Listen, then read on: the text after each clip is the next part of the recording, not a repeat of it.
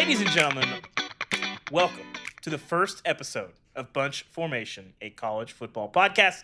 My name is David Ubben, senior college football reporter for The Athletic, and I'm joined live and in person by my colleague Chris Vannini, fellow senior reporter, and we are back. You might remember us from Until Saturday. If you do, welcome back.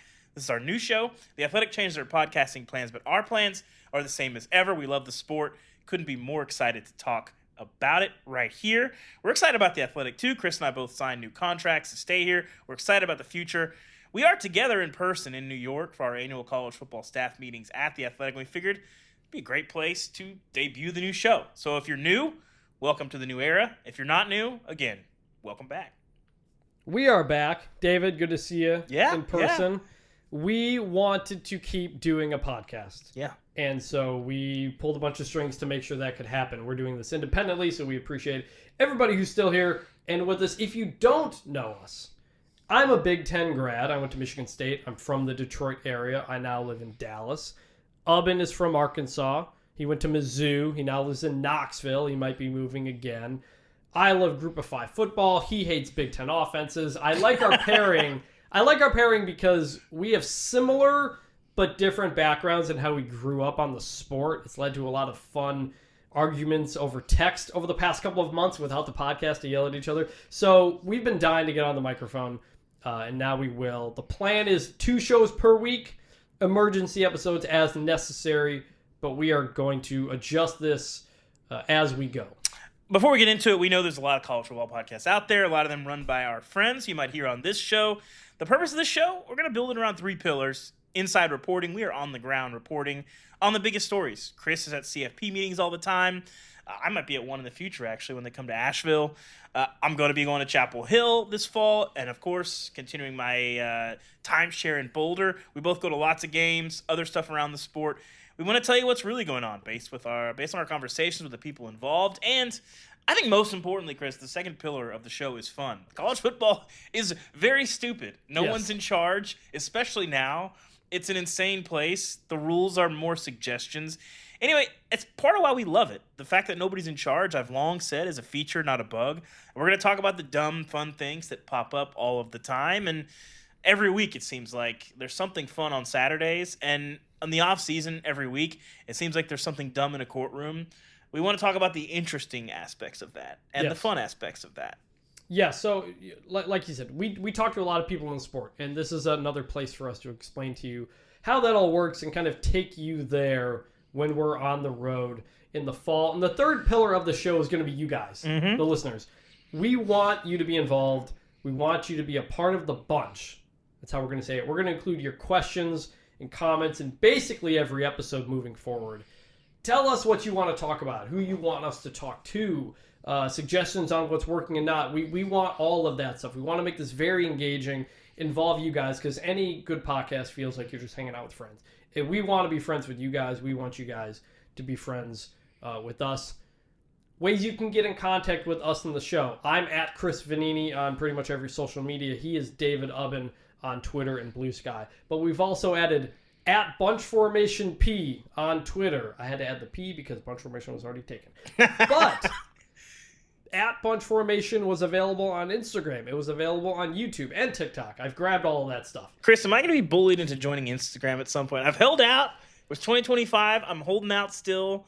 I don't see the functionality. Am I going to be bullied into getting on Instagram? You should. We also have bunchformationpod@gmail.com. That's going to be the email address we promote all the time. Send us any thoughts, suggestions you have on the show. And so the reason we wanted to do this was back in January. Ubben and I were in Atlanta for the national championship game. And something we both took away from that experience was how many people came up to us and said, hey, we love the show that you guys do, which was really cool. It happened like 5 or 6 different times. Yeah. People don't come up to us and say, hey, great story you wrote. You know, it's a different medium, podcasting and video. We're going to be on YouTube as well, at Bunch Formation there as well. And so, again, it feels like you're hanging out with friends, and a lot of people like that. And so we wanted to keep that going. That's what the show is going to be all about. That's what Bunch Formation is all about. I'm glad to be back in the saddle. I'm excited. It really is, Chris. Like I can't tell you how many times we have texted back and forth saying, "Man, I really wish we could jump on the pod right now and talk about this. We've missed a lot. We're going to talk about some of it, the Shador stuff, the Nico stuff, Bill Belichick's love life, always a hot topic in college football. It's been a weird offseason, Chris, and the looming house settlement, we're going to try to not bore people with that, but figure out ways that actually affects people. But it's been a weird offseason, and I think it's fun, and I'm excited to jump back into it. I can't stop smiling being on the show. It feels good to be back with a mic in front of me with Chris, explaining to him that, listen, I'm tired of watching these Big Ten teams win games 13-10. And so that's going to take us into our first segment of the show. We're going to call it the Media Scrum. That's why I don't read the newspaper. Because it's garbage. That's right. We have some sound drops for the show. I've got a soundboard ready. Comments from coaches, announcers. Anything you guys think we should add? There's a lot on there. Please. We got a few things on here. You like this one, Ubben. It's my favorite. Gotta stop that little inside trap. Shout out to Joe Kynes. Some of these sound bites are like kind of the history of college football. Yeah. So we wanted to include that on the show. Please let us know any suggestions you have. We're going to try to make that a lot of fun. The first Media Scrum news segment of the show is going to be short, mostly because a lot of the news is boring right now. Yeah. The House settlement, the involvement of the federal government. A lot of you guys do not care about that, and I don't blame you. It's very boring. What we are going to talk about, though, is USC and Notre Dame. Duck in the smoke. So this has been written about for like a year now. I've written about it. I've talked to Pete Bavacqua, the Notre Dame athletic director, about it. And basically, the Notre Dame-USC rivalry may come to an end after this season. The latest news, the latest example of it was Pat Forty in Sports Illustrated. This is the last current game under contract between Notre Dame and USC this fall. USC has apparently proposed a one-year extension. Mm-hmm. Notre Dame wants to do it more. They have discussed the possibility of moving it to earlier in the season. But Lincoln Riley asked about this at Big Ten Media Days last year, and he was just like, basically like it's a great rivalry. College football's changing. And it comes down to USC is now going to play plays 9 conference games in the Big Ten. It has to travel a lot more. Mm-hmm. I think this is cowardly from USC to potentially get out of the Notre Dame rivalry, which they've played almost 100 times. These two programs are among the most historic in the history of the sport. You've got an unbelievable amount of Heisman Trophy winners between them, national championships. It's always such a big game. I hate this. I hate that Notre Dame USC may come to an end. Yeah, it's a lot of the things that we hate about college football. When we talk about the dumb things about college football, one of the dumb things about college football is every game has to be scheduled out like 6 years in advance. And so when you start getting up against these deadlines, continuing these rivalries gets harder and harder. The excuses get easier and easier to come by. We've seen this with Bedlam. We saw it with Texas and Texas A&M. You hear, well, our schedule's full. We're scheduled out. That's not necessarily the case here. And I think ultimately it's college football losing its way and losing the things that are important about the sport. The things that made this sport into the behemoth that it is. Chris and I always talk about, half jokingly, but it is true, college football, the second most popular sport in America, and a lot of it is because of these rivalries. Now, Notre Dame USC is a little bit different because it's not regional, but it does have so much history and so many great games. I'm writing about the top 25 games in the last 25 years. We're gonna have takes on that. We'll get there. So we're doing a top 25 of the first 25 years Yes. of the 2000s. We've got some of it later on this pod. Ubben has one coming. Yeah. On top 25 games that we very much disagree with. Yes. The Bush push is on that game. Or is on that list. The 2005 game, one of the greatest games of all time, the Yeah. Bush push. Like, there's so much history in this rivalry. And you just, it feels like those things are not valued by decision makers in the same ways that they are valued by the people that pay for the players, that pay for the tickets, that pay for the facilities, that put their names on buildings, that pay for tickets, that watch TV, that help fuel these TV deals that are fueling the sport. And it just feels like there's people that are in charge that are making these decisions saying, sorry, you're not going to play Notre Dame anymore. Here's USC Toledo. You're going to eat it and like it. So another part of this is Notre Dame, it was recently announced, is going to play Clemson an additional 5 times. And it's kind of going back and forth on if this counts as Notre Dame's ACC games or not. But they're going to play almost every year for like 12 years coming up. Because within the ACC, as part of their new deal that kept the conference together is that Florida State, Clemson, Miami, the top teams are going to play each other more, and they're also encouraging them to play more games outside the conference because it's good for TV ratings, and that's going to help you get more money from the ACC. Notre Dame is probably going to play Clemson more, by the way. That is, I've talked to people involved in that. That hasn't been, I'm sorry, not Clemson, Florida State more. That's probably going to happen. Miami might happen some more. Notre Dame is trying to add these games. Notre Dame is not in a conference, obviously, although they're sort of half in the ACC. And for USC, it feels like, I don't know, over the last, 5-10 years, it feels like they've made so many decisions that go against what college football is all about. You think of the decision to leave the Big Ten. I'm sorry, to leave the Pac-12 for the Big Ten. The decision not to add Big 12 schools the year prior when realignment was going on in 2021. Lincoln Riley coming in and suddenly like, oh, we need to make our schedule easier and do some certain things. I find that ridiculous. I find that everything that's bad about college football. You and I were both in Texas A&M for the return of the Texas game. It's awesome. One of the more memorable nights of my career. Yeah. One of the most incredible scenes I've ever seen and experienced. And the fact that those teams went 11, 12 years criminal without playing each other was ridiculous. And you know this, Ubben, because you went to Missouri. And Missouri and Kansas don't really play each other. There's more hate in that rivalry, just pure hate, than just about any rivalry in college sports. And it's mostly football and basketball. It's a lot of cultural. We're not going to get into the origins of the rivalry or whose side. Basically, these two schools hate each other, okay? And it just defines everything. And, when I went to Mizzou, you go to basketball games, and the crowd was kind of Like, the student section would be kind of half full, and, people would kind of come, but it just wasn't something that people were passionate about. And then Kansas shows up. The student section is chock full an hour and a half before the game. Why is that? Well, it's not just because people are fired up to watch a basketball game. These things are culturally ingrained in people. They're a part of the fabric of the universities that you're wearing the name of on the front of your jersey. And I think when you lose those things, you lose a lot of college football. And it goes into what we've talked a little bit about, Chris, in the past, is college football asking more and more and more of fans, pay the players. We need you to pay up more money for tickets. If you're going to watch games on TV, guess what? You're going to have to subscribe to 6 different, services to do that. You're asking more and more fans, and you're giving them less and less and less. And some of that's an access conversation and practice and the death of spring games. But it's a lot of these death of rivalries as well. And so when you have USC in the Big Ten, it's already an unnatural fit. USC fans are not going to be fired up to play Wisconsin or, host Rutgers or some of these games that are played. They're fired up for Michigan, Ohio State, Penn State. Kinda, but not culturally. They're fired up as a fan of the sport, but there's not history there. And so when you're joining these leagues and you're shrugging off history, electing to do that, I think you're playing a dangerous game with the thing that makes the sport The weird special. part of this to me is, like, over the last couple of years, we saw teams make their schedules tougher.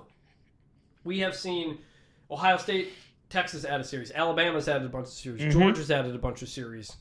Like, because they need fans to come to games. Fans were starting to not show up when Marshall came to town. Yeah. Those G5 FCS games that are just paycheck games. No hate to Marshall. Shout out Tony Gibson.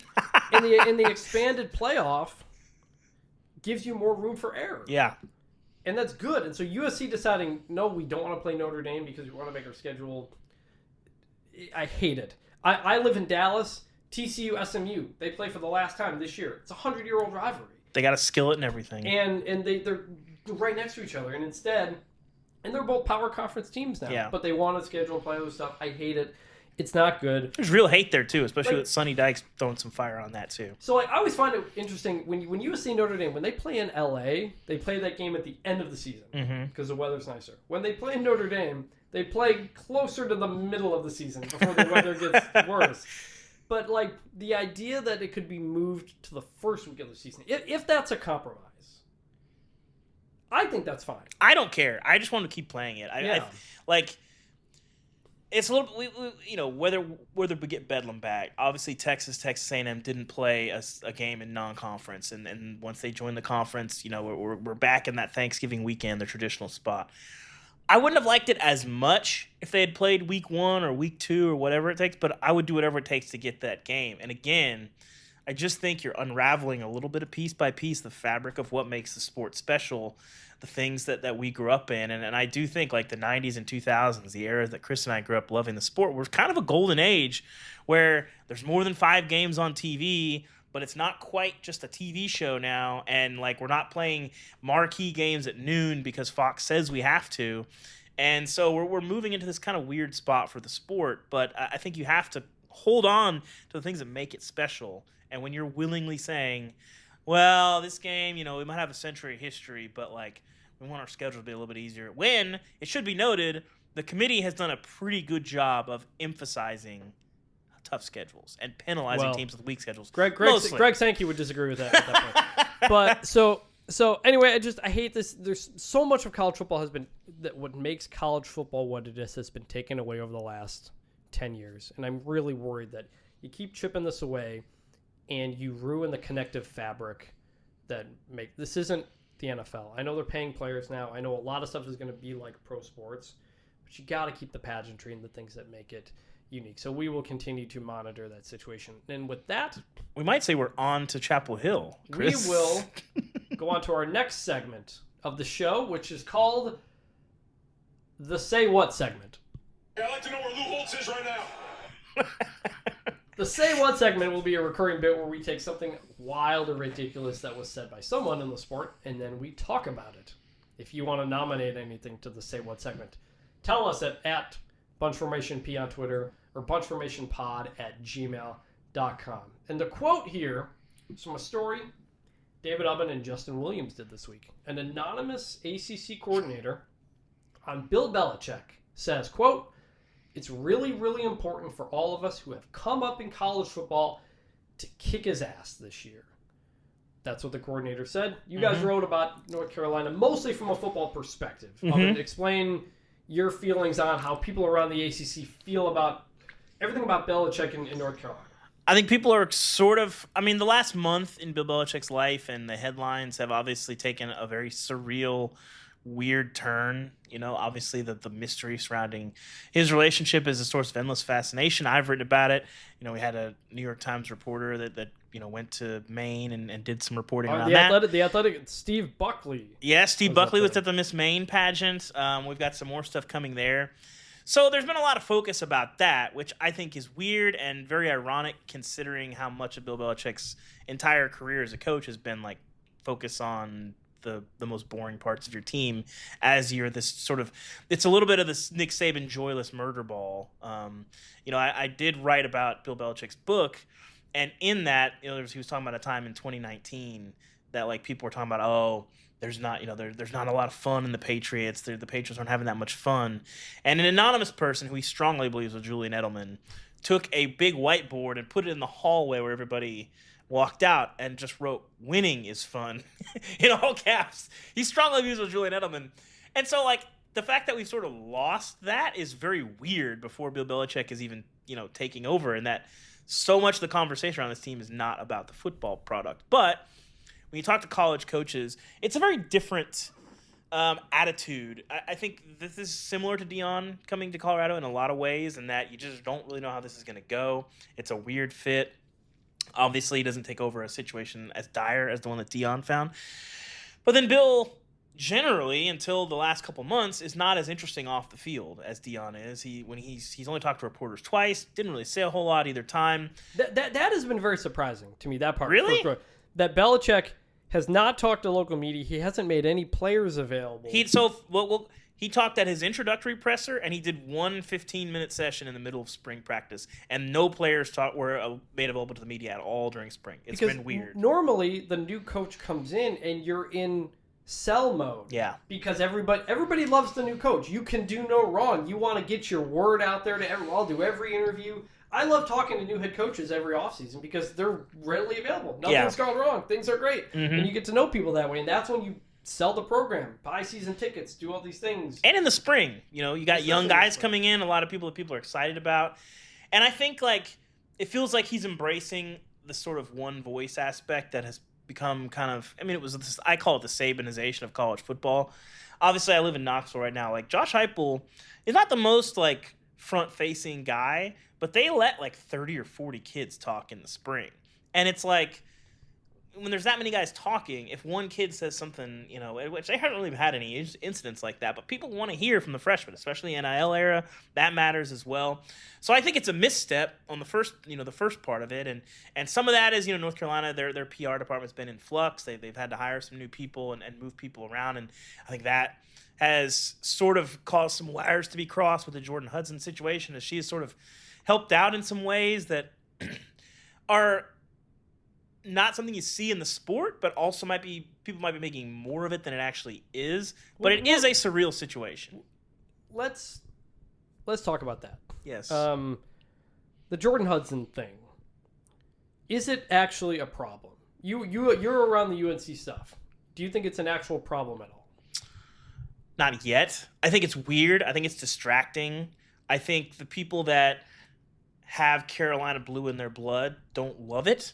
And I think that you're using up some of your capital with those people when all of the talk about the football program is not, well, we did this so that we would get Bill Belichick, and now all the conversation isn't around the 6-time Super Bowl champion that's running our college program and the bounce in, conversation that you get from that. It's about his girlfriend, and if his girlfriend is, like, taking over his life. So from that perspective, I think it does matter there, because I think your money people, your people that are really, like, invested literally in the Carolina program do not love this. They have had to put the university letterhead on statements Twice. about her. Twice. This is, like, arguably the #1 public school in the country. Mm-hmm. I can't imagine they expected that.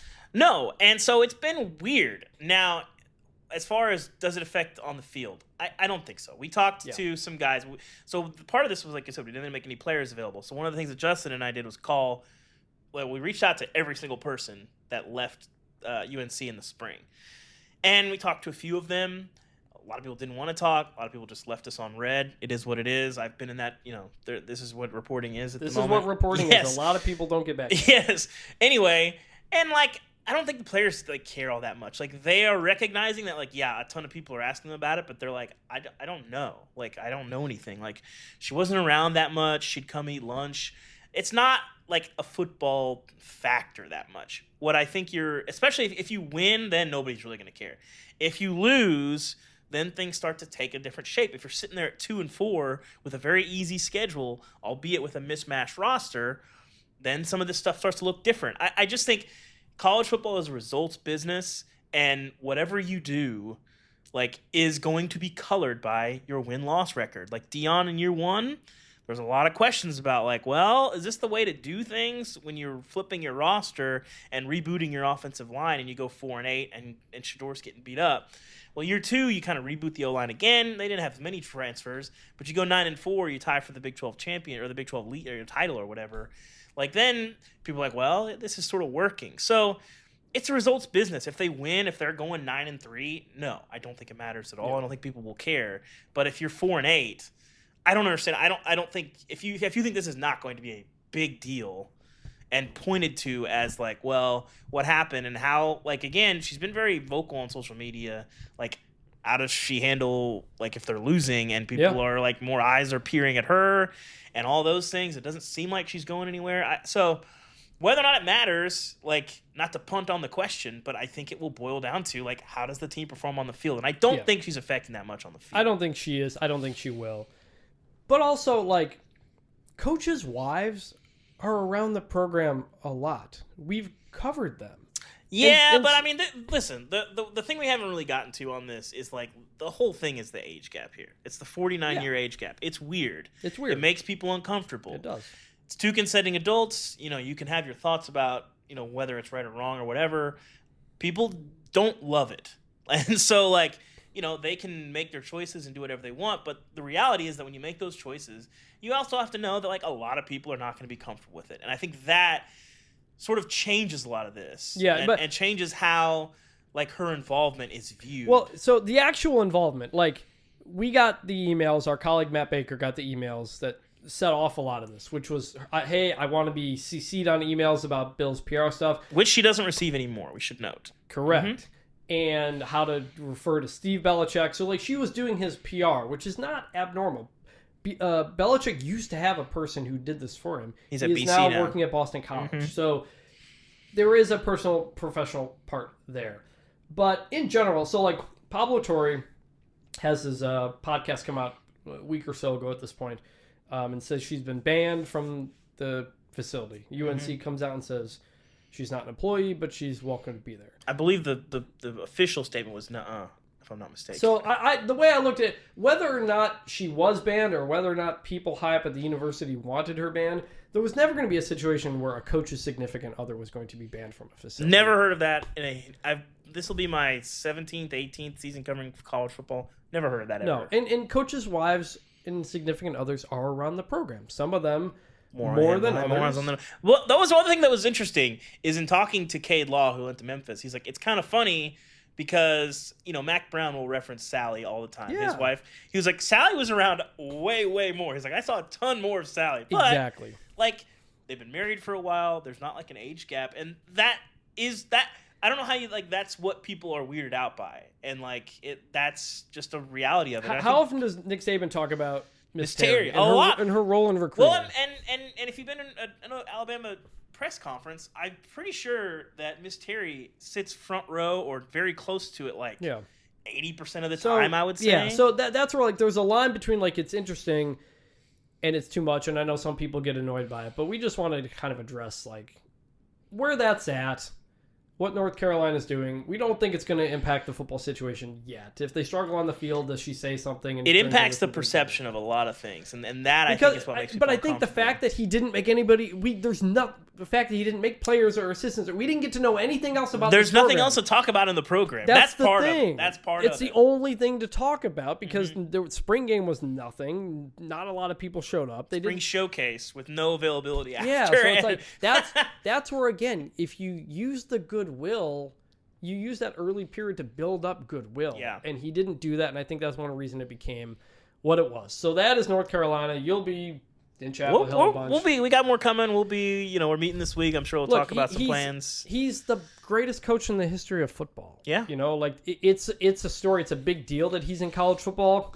I know it was kind of floated that there were questions whether he would make it to the season. I don't believe that for a second because for one, it would cost $30 million to fire him. The first 3 years of his contract are guaranteed. And I know at the beginning of, I think, June 1st, he has the $1 million. His buyout drops from $10 million to $1 million. Mm-hmm. But he's not quitting. No. He's doing this because he wants an NFL head coaching job. And if you quit because of your girlfriend situation, you're not getting an NFL head coaching job. He has to win here to get to where he wants to go. So some of this overblown, it is what it is. So that is the Say What segment. And now we will move into what we call the Heat Check segment. Analytics, throw him in the garbage. That was Gus Johnson. My guy, Gus.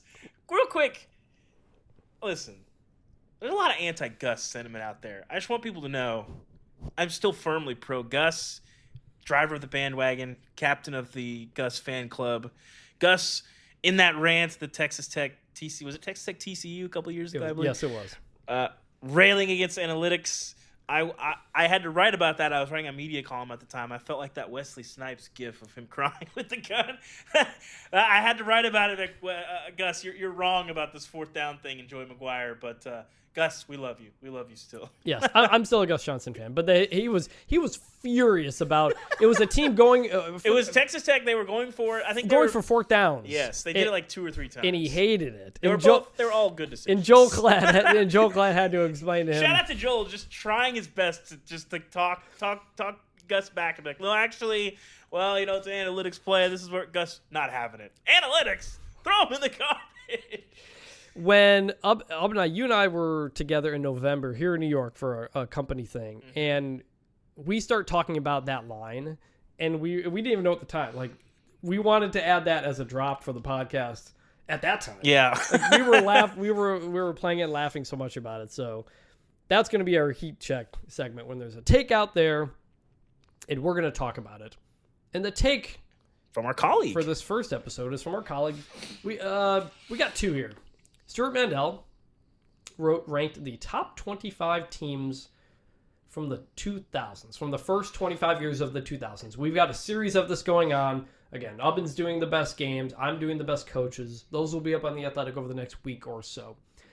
But Stu ranks the top 25 teams. And number one was 2001 Miami. Mm-hmm. He put them just barely over 2019 LSU, which is, it really is the debate. This is kind of the Jordan LeBron It is. debate for Truly, college football. yes. Is it the new age team, LSU is your LeBron, and 2001 Miami is that mythical team in your head that is the old Jordan? And the reasoning ultimately he went with Miami was because they had more All-Americans, more draft picks, and their defense was one of the best of the first 25 years in terms of That total LSU defense. team, it should be noted, average to below average defense. People were not fans of that defense. Where do you fall on this debate? Because we were talking about this in Slack as a group. I'm a Miami guy. I think in general, here's where I think it can change. I think this can actually change over time because one of the things that Miami team has working for it is so many of those guys became like all-time pros. They had 15 first-round picks out of that, 9 All-Pros. Yes. Including 2 Hall of Famers. And so that stuff doesn't it doesn't matter that they had those guys in college. It's kind of unfair that Correct. they get credit for 24 years of work in the NFL, since Yes. then. LSU, they're off to a pretty good start. I remember one of the things about that LSU team that people were arguing about was, well, is it just Joe Burrow good, or is it just because Jamar Chase is good and Justin Jefferson are good? Well, guess what? Joe Burrow is a top 5 quarterback in the NFL, and Jefferson and Chase might be like 2 of the 3 or 4 best receivers in the NFL. So guess what? It was all of them, and he just firebombed people all season long. That Oklahoma game in the playoff, I'm not even sure that should have been televised. That was very rude what they did to the Sooners in that ball game. So they just overwhelmed you, but they weren't quite as scary as that Miami defense. I think about those Miami teams, but that's where the debate comes in, is because LSU indisputably has a better resume. Was a little bit more dominant. That Miami team didn't score a touchdown, I think, against BC. They struggled with an okay Virginia Tech team. So The BC game, they won 18-7. I think that's also the Ed Reed take the ball away from I believe his it teammate is. game. Yes. And so I'm a Miami guy, but I think whether it's fair or not, if Joe Burrow wins 2 or 3 Super Bowls and Jamar Chase and Justin Jefferson continue on the pace that they're on, Clyde Edwards-Helaire hasn't had quite the career. I wasn't sure what to make him in when he went to the college. Chiefs, I thought it was I thought it was going to be good. It hadn't really worked out much for him. But I don't know that they're going to have that pure talent. I don't think you can argue that the LSU team had anywhere near the level of talent that Miami had. But they probably had a better resume and were definitely more dominant. They are the only team in history to beat 5 of the final top 8 teams. Yeah. They averaged 46 points per game in those 5. They beat Clemson, blowout in the championship game. Georgia, blowout, 37-10 in the SEC championship. Florida was 42-28. Oh, no, I'm sorry. That was the SEC championship, I think. Oh, no, that was a different. Yeah, Florida 42-28. Oklahoma 63-28 in the semifinal. Alabama was the close one, 46-41. They were number 8. They also beat Texas on the road and Auburn that year. My biggest beef on this list, Miami's biggest win, number 8 Nebraska in the championship game. A team that people weren't even sure should be in that. I believe they lost spot. 62-36 in the Big 12 championship. Right. There's a fact that yeah. Nebraska made the BCS championship and finished number 8. Yeah, that's not great. So LSU on paper has the better resume.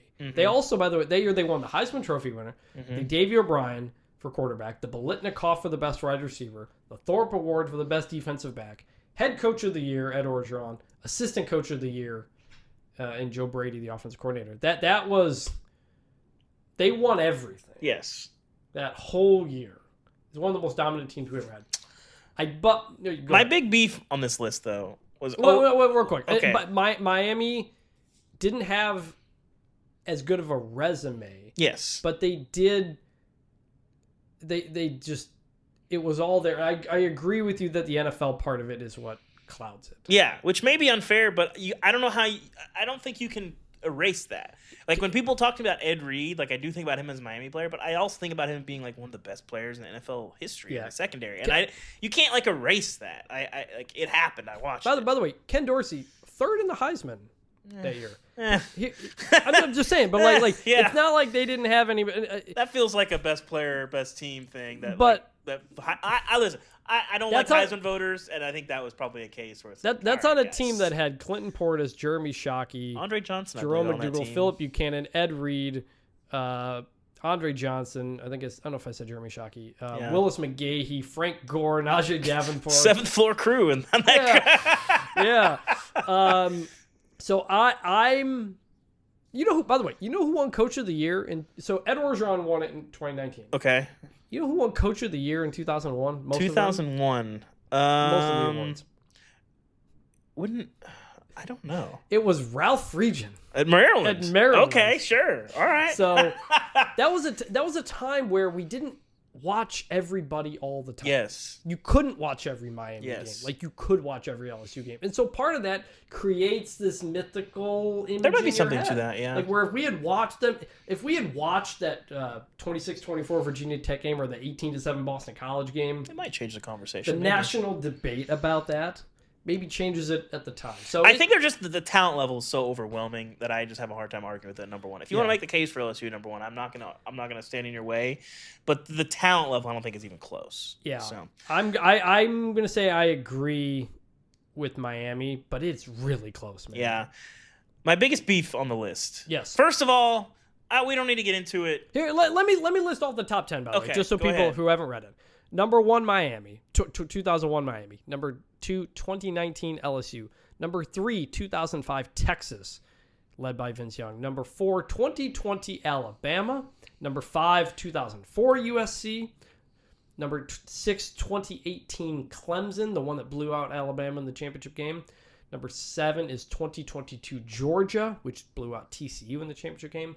Number 8 is 2016 Alabama that lost to Clemson in the national championship game on the last second play. Number 9 is 2009 Alabama, Nick Saban's first championship there. Number 10 is 2000 Miami, which didn't make the BCS championship game, but that's, again, what Miami was working with at the time. So what is your biggest beef? So he ranked 25. I won't list all 25 Yes. this lot, but what is your biggest beef? I don't want to get into it. 2023 Michigan at number 11. Come on now. That's a good team, undefeated team. So their resume, they beat number 2 Washington in the championship, number 5 Alabama in the semis. They also beat Ohio State. The Alabama game, I'm not going to asterisk it, but if you replace Seth McLaughlin at center there, that game might play out a little differently. This is also the Connor Stallions team, although most of those big wins were after things were found out. I've made my peace with Connor Stallions. I think ultimately, what they did after the investigation, I think has removed all taint. Right. It impacts them before the team. It impacts your thoughts on the 2022 and the 2021 teams, not the 2023 team at that point. They continue playing really good football. Anyway, that's too high. But my biggest beef of all here is having 2008 Florida at number 17. That team was terrifying, okay? You have, obviously, Brandon Spikes on that team, who's probably my favorite player on that team. Tim Tebow, Percy Harvin. That was the peak of the Urban Meyer Florida team.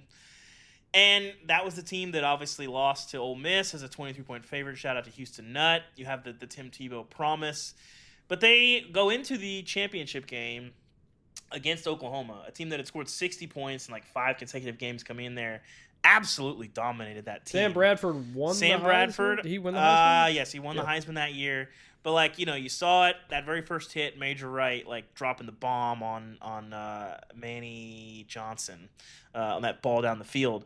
DeMarco Murray didn't play in that game. They got some goal line stops, but a team that came into that scoring 60 points in 5 consecutive games. By the way, scoring 14. On the season, 54 points per game. Yes. That Oklahoma team. Yes. We had never seen anything No, like it was that. unbelievable. Kevin Wilson, Bob Stoops, that team was unbelievable. And that left a mark on me. Now, sure, they did lose a game. They lost to that team. But I think ultimately that Florida team, I think, can hang with a lot of teams, and it's probably better than a lot of teams above. It's certainly better than the Michigan team that won the title in 2023. And you know what else happened at that game, that Oklahoma-Florida game? We got 30 minutes for the rest of our life. 30 minutes for the rest of our lives. Timmy T. I'm not gonna lie. I was that was my sophomore year of college. I was a big Tim Tebow guy. I got a Tebow jersey. I loved it. I was fine with Tim Tebow. I didn't have any strong feelings one way or the other. Like, I get the try hard. Like, if you get annoyed with Tim Tebow, I sort of get it. But very good. Obviously, one of the best players to ever play the sport. So you know. My biggest beef with the list. By the way, I think Stu mostly did a good job. He did a really good job on it. It's hard. It's hard. That 2020 Alabama team does not get talked about enough because the COVID year was really I don't weird. like to think about them just because of everything. But they beat they played an They beat everybody by a lot. They were an all power conference schedule. Yes, they had that 10-game SEC Devontae Smith schedule. wins the Heisman Trophy. Mac Jones set the QB rate.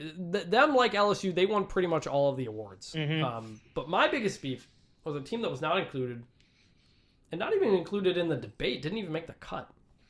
2011 LSU. Mm-hmm. This is a team that lost to Alabama in the championship game in a rematch. After beating them earlier in the year. After winning at Alabama. Should not have played earlier in the year. Alabama in that game. They should have been playing Oklahoma State. This is the game in the season that created the college football playoff. Legitimately, yes. Because Oklahoma State missed out because they lost to Iowa State. In double overtime. On a kick that Quinn Sharp made that they said was not good, but anyway. Yes. This LSU team going into that championship game, this was like an all-time regular season run. They beat Oregon in the opener. Honey Badger's doing his stuff. Mm-hmm. They go to West Virginia when College Game Day was That on. was a crazy game, and LSU just punked them. 47-21. They whipped Virginia on the road. They beat Florida at home. They beat Auburn at home. They beat Alabama on the road. Mm-hmm. This was a number 1 versus number 2 game. Not a good football game. They Game of the beat century, an Arkansas team that was number 3 at the time. They Mm-hmm. beat them 41-17. Shout out Ryan Mallett. They beat The late Ryan Mallett. Bobby Yes. Petrino. That was a very fun Arkansas team. They beat Georgia in the SEC championship 42-10, and then they just lose 21-0 without ever getting the ball across midfield in the championship. I think they game. got it. They got it like late in the third quarter. Was Yeah. the first time they got it across. I mean, to me, that LSU team, like, you're not wrong, but I think to me their legacy is just like a really mediocre offense. And this is, people forget that 2011, that era of the SEC, that was like the worst SEC offensive period that we've seen. This was right before Kevin Sumlin crashes it and brings some spread concepts in, before the SEC started scoring, and every Bama game was like, 21-3, and LSU was kind of winning the same way. Jordan Jefferson, throwing some worm burners. Like, that was an ugly, ugly title game that I don't think I watched much of the second half of. That LSU team gave up 11.3 points per game. Tyrann Mathieu finished 5th in the Heisman voting. Should have been higher. And he... A very good team, but if you lose by 3 touchdowns in the championship game, the bar for this list is so high. It is, but I would not have included But them. they beat the Alabama team that's on the list. I know. I That's the recognize thing. that. Like, I would not have put either of them I on think the they're list, the but- only they're the only team with that's on this list with a loss that also beat the team they lost to. Mm-hmm. You know, like that was, I think, to not even be in the mix. I tweeted this at Stu too, but I think 2011 LSU needs to at least be in the conversation. They were not. Mm-hmm. I think that, but this was a really fun exercise. It was. Stu. So Our other colleague, we want to get into the players now? yes, on Tuesday, Bruce Feldman, the top 25 players of the first 25 years of college football. Number 1, Cam Newton. Didn't love it. Number 2, Reggie Bush. Number 3, Ndamukong Suh. Number 4, Joe Burrow. Number 5, Lamar Jackson. Number 6, Ed Reed. Number 7, Vince Young. Number 8, Tim Tebow. Number 9, Travis Hunter. Number 10, Terrell Suggs, Arizona State. Ubben, you have any beef with anything on this list? I thought I was the champion of the Ndamukong Suh fan club. 3 seems crazy high. Like, I genuinely think he should have won the Heisman in 2009 over Mr. Mark Ingram. Like, to have Suh number 3, like, listen, that Texas game, is one of the greatest defensive games I've ever seen a player play. A defensive tackle almost won the Big 12 championship. Yes, legitimately.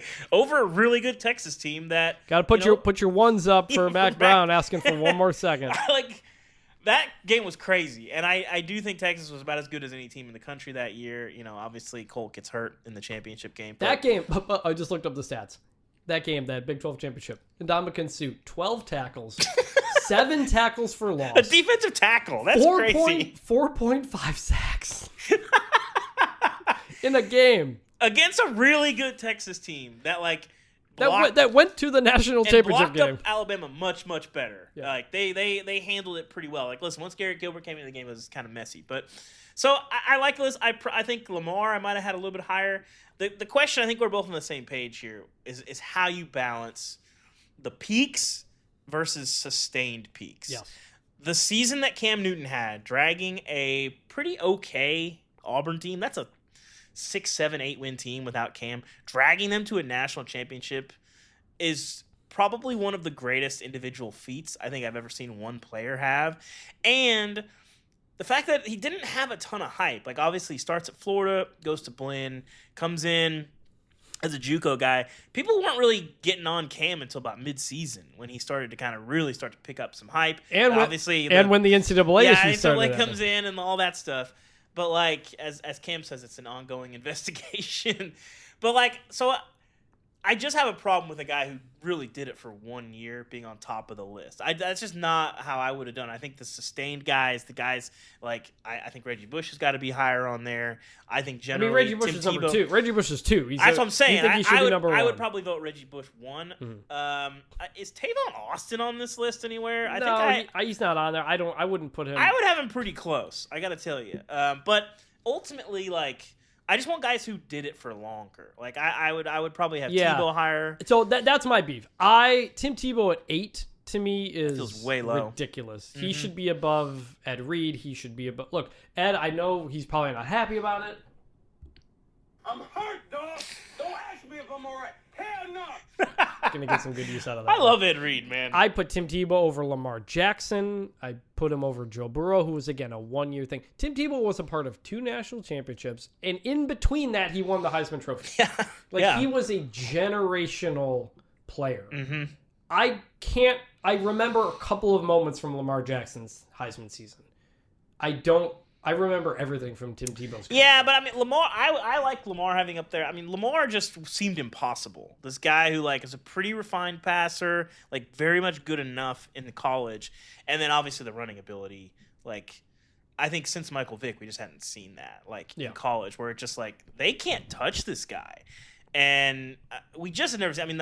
The Friday night hurdle at Syracuse, the still hurdle. was, one of the best performances, one of the most notable games for Lamar Jackson, I think, was the loss to Clemson. The Clemson right? loss, yeah. That's you lost. That was it's not his fault, but you lost the game. You know, Tim Tebow. Yeah. To me, he gets stopped on that 4th down against Ole Miss, and he completely rallies that team. I believe he single-handedly killed the Florida State program. I think that was the end of the Jimbo. He's got the red from the field on his face. People can think it's corny or whatever, but that was. It was. When I but think it's okay. of college football, the fact that he didn't do anything or do much in the NFL almost adds to it. He won a playoff game, Chris. That's true. He was a college football legend. He is peak college football to me. Reggie, I would be between Tim Tebow and Reggie Bush. Yeah, for me to be number one. Those are players who impacted a generation of kids. You want to grow up and be Reggie Bush. You want to grow up and be Tim Tebow. And maybe we're just older and you don't feel the same about a Lamar Jackson or a Joe Burrow at this point. But with Cam Newton, I can't put him number 1 if it's one season. Yeah, that was probably the greatest season. I agree. By an individual player. Yes. But if we're talking about ranking overall players, I would have had Cam Newton not at number 1. I also think I would have had, he wasn't even, a couple other ones I had. Travis Hunter finishing at number 9 and then no. It feels high, but I think it's probably okay. But then having no Ashton Genty on there when they were really, really close for the Heisman. I think I would have tried to find a way. Yeah, Genty was probably I'd put Ashton Genty over Brock Bowers. Brock Bowers is number 23. No. But here's why though. Here's why. But because of how injured Brock was, and that like takes away from some of that impact he had. Look, you want to say Ashton Genty's a 1-year player? Like, I can buy that too, I guess. But Ashton Genty took his team to the playoff pretty much on his back. You know who's missing from this list? He was just behind Barry Sanders, a record we thought would never be broken. Yeah. He got really close. Speaking of guys that got injured that are missing from this list, no Adrian Peterson on here. Adrian Peterson, Yeah. I think, is the best college running back I've ever seen. I think other than Reggie Bush, I think I might say like in my lifetime that I've ever seen. The reason Adrian Peterson just felt like impossible. This is I wanted to do this on the first episode of the show because this is just an incredible remember some guys. It really is. That's what this list is. You know who I wanted to be on the list? Did Bruce put who made just missed a cut? He did not. But someone who nobody would have thought of, but Charles Rogers, Okay, Michigan State wide receiver. I'll listen to Was it. the number 2 pick in 2003. Had the late Charles Rogers. He had 2 unbelievable seasons carrying a team to where he did with Jeff Smoker at quarterback. Remember him? Jaden Daniels was kind of an odd selection. Where on there's here, too, smoke, yeah. there's fire. Charles Rogers, Jeff Smoker. Yeah, Jaden Daniels comes in at number 21. He was really good as a freshman, then took a step back, and then was just okay his first year at LSU, and then obviously the Heisman year, kind of like the Cam year, is like that was an unbelievable senior. But they won like 9 games that year, so take that from like I wouldn't have had Jaden Daniels on Chase my list. Young showing up at 16 surprised me because Well, but this is why we love having Bruce on staff, and I think this is the Brock Bowers thing and the Chase Young thing, the same thing. Production doesn't tell you the whole story, and I think the reason I'm a Brock Bowers respecter is for like the 2 years that Brock was in the league. When you talk to coaches around the league, like pretty much every coach would be like, "Yeah, Brock Bowers is the best player in the SEC, like by far. It's not even close. The guy's unbelievable." And like, you know, Bruce obviously talks to a lot of coaches, and I'm sure heard a lot of similar things. And there's just so much respect for these players that are just like, okay, I don't really care that he had like 55 catches and for like 800 yards. It's like just being who he was, like scoring. And when's the last time you saw a tight end score on an end around? Well, that that doesn't happen. It's also like the individual talent versus the accomplishment. Yeah. How do you weigh that? Yes, that's hard. That's hard. Because Baker Mayfield is at 14. I think he should be top 5. He should be top 5, top 10 easily. Mm-hmm. He finished in the top 4 in the Heisman 3 times. And he was really good at Texas Tech. Like, he had a solid freshman year. And he was year. good as a walk-on quarterback at Texas Tech. Like, I think Bill Connolly had him as number 1 or 2 player of the... You could make the case. Of something like that for a while. Like, he's one of the more, like, you know, just, like, I covered a lot of Baker's career and spent a decent amount of time around him when he was playing. And, like... They're just like these guys that have irrational confidence, like coming in there. Like he had some other offers, and I'm trying to remember. I think he was, because he obviously played under Cliff at Texas Tech. I think he is the only walk-on true freshman to start a season opener in the history of college football. I think that's right. It might have been I think it was ever in Texas Tech, and maybe the first one since like 1948 or something maybe like something that. like that. Yeah, like that. Like the fact that you can not get a scholarship, walk on, show up in camp, and win the starting job. I don't care if you're at UMass or I don't care where you are. That's impossible. Yeah. And he did it. By the way, we'll link to these lists in the show description. Yes. So you can check out the whole thing for yourself. But I'm glad Terrell Suggs was on there. Yeah, Terrell Suggs People do not remember good how pick. amazing he was at Arizona State. I think for the most, some of these are really hard. I feel like sometimes I lean more toward older things because they're more kind of just legendary in my head versus guys I just saw. Yeah, we'll talk about my games list. The one thing I felt bad about. Yeah, we're gonna talk about your games list. Just to tease it. There are some things I very much disagree with on Ubben's games list that's coming out of the Chris likes being wrong, but anyway, I looked at it and I mine leaned. There were way more like recent games, not in the last couple 2-3 seasons, but like. So it's a 25-year block, and I don't know I forget what the numbers are, but it's a lot more after like 2012. And I wonder if some of that is recency bias, and there's certainly going to be some of that with like the players rankings. I'd have to look at some of this. I think I have non-recency bias. Like I am biased toward against the recency. So like my nickname. So I do a pro wrestling podcast. The Getting Over Wrestling podcast, and my nickname on that show is Vintage Chris Vannini because I like the way things used to be, and because maybe I've built them up in my head. So anything that's newer, I'm always like cautioning because I think we overreact as a society right now with recency bias. Everything is the greatest thing we've ever seen. And it's like, no, not quite. And I think we as a society don't build sports up into myths anymore like we used to because everything's in HD and we have a million cameras and everybody's accessible through social media. There was an aura, to use a newer word, about things in the past. Yeah, to some degree, yeah. And I think I put a lot on. So like when I'm ranking the top 25 players, I'm not just ranking their talent. I'm ranking their impact on sports and their aura outside of sports, and just kind of what they were. And I'd have Cam Newton top 3. I wouldn't have him at number 1. I would have Tim Tebow in the top 3. Yeah, maybe number 1. And Ndamukong Suh, top 5. I don't know if I'd put him at 3, but Reggie Bush and Tim Tebow, to me, are 1 and 2, however you want. Here's a question for you. Where's Johnny Manziel? Great question. Not on the list. Like, that's a weird one. The first redshirt freshman to ever win the Heisman, after Tim Tebow was the first sophomore and had to ever a win good second year. Like, on and off the field. He was enjoying himself. That's 2 really good years. He beat Alabama 1 year. And almost beat him the second. The 95-yard bomb to Mike Evans. They didn't win that game, but, like, that was, like, a truly unbelievable. It was a close game. Again. But that's where it's like I want to think about the impact. That game, Johnny Manziel going into Tuscaloosa and winning that game, that changed the Alabama program. Yeah. That changed how Nick Saban It's not on my greatest games list, by the way. But is it really not? It's not. It wasn't. I mean, it was like. I mean, it was shock and awe. But do you remember how that game ended? By the way, how Texas A&M clinched that game? I don't. They drew Alabama offsides. Oh, that sounds familiar. One of the few times it ever worked. Oh God, I'm already mad. I'm gonna get mad at you about that. So this has been fun remembering some guys. Did you have anything else? No, I think our colleagues did a really good job with some of these lists. I have seen some of them. I haven't seen all of them. Like, some of us were kind of bouncing them off people just to make sure that we weren't missing some stuff. I feel good about my games list. We'll get into that later.